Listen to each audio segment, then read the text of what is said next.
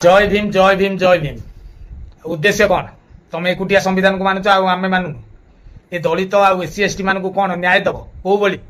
या कौन संविधान लिखाई राजरास्ता रोकवा पुलिस प्रशासन को बाड़ेवा कि हिंदू परंपरा को नष्ट करवा या थरे जाई गाँ गाँ सहर सहर बुलिक देख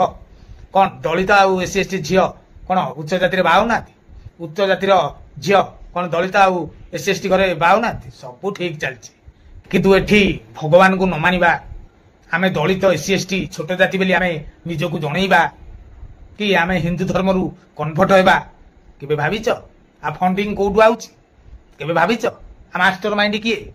कौन सी आरएसएस कि हिंदू संगठन कि बजरंग दल विश्व हिंदू परिषद ना दिया दे का तो नहीं आज तुम गोटे रेप को विरोध करिया को जाई तुमको मेंढा भलिया पुरे दउचंदी खाली लक्षाधिक रेप हबो